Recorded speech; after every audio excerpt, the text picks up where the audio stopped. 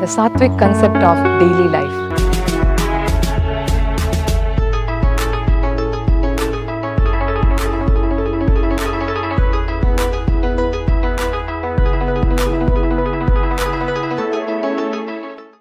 Namaste. Welcome to Sattvic concept of daily life. Myself Chaitanya Badekar here.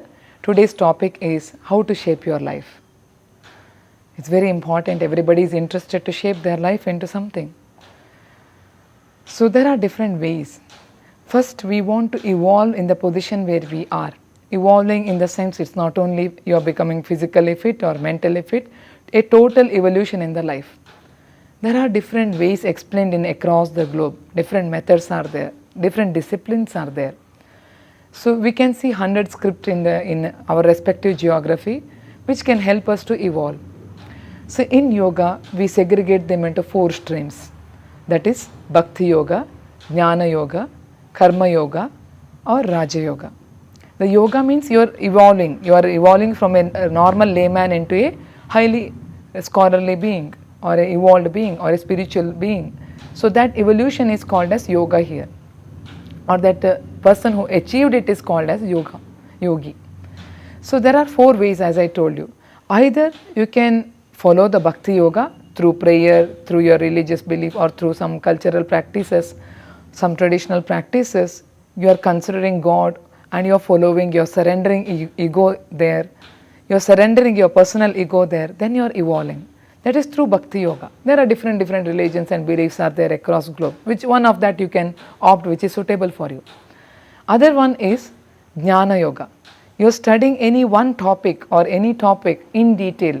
That accumulation of the knowledge in deeper and deeper level will sharpen your intellect in such a way that you will evolve as a Jnana Yogi. That in a way I can explain that what we studied in our school days, we repeatedly study in different grades. But the intensity of the study is different. As we come to the graduation, you are studying that one particular subject in a depth, in and out of the subject you will be knowing. In masters, you will be able to guide that person. When in philosophical courses, you are able to see the philosophy of the subject. Likewise, when you study something very intensively, it will sharpen your intellect and make you an scholarly being or an evolved being. That is evolving through Jnana Yoga. No, I don't want to be a Bhakti Yogi or follow any religion. I don't want study or sit and read or exercise myself on intellect. Then you can be a Karma Yogi. Do your duties selflessly. Selflessly is a very important term here. Like you are not just doing the work for your survival, for your benefit or your selfish thing. You are working in such a way that along with you many can coexist. That communal concern is there. Such a Niswartha, what we can coin the term Niswartha, selfless deeds are making a Karma Yogi. When you start working like that for years and years, that itself is becoming refining procedure for you. You are adapted one ethics on yourself and put one discipline for your way of working. That will refine you into a Karma Yogi. A person who is not believing anything, just doing his duty by in a non-selfish way can make him as a Karma Yogi. He will also become a scholar. He will also understand. He will also evolve into a highly evolved being or a highly spiritual being. That is through a Karma Yoga you are evolving.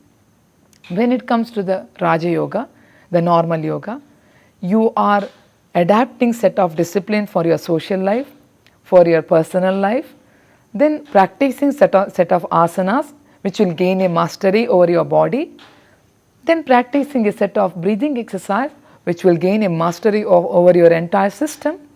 Like not only body, mind, intellect will refine there. Then you are evolving.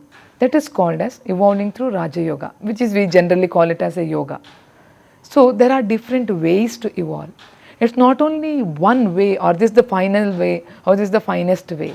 There are 4 different major ways are suggested. Under each stream you have lot of contents, like lot of ways. Even in Bhakti Yoga, you can follow one discipline here, another discipline there. There are multidisciplinary subjects, each of them. But they are majorly as 4 major streams of yoga. One of that you can adapt and you have to undergo that refining. But it is very important that one or other way you have to adapt a discipline to your life. You have to adapt a discipline, stick on to that, then practice rigorously, continuously, consistently, then we can shape our life. Without any ethics, without any principle, I'm just like this, I just want to survive like this, like a chaos.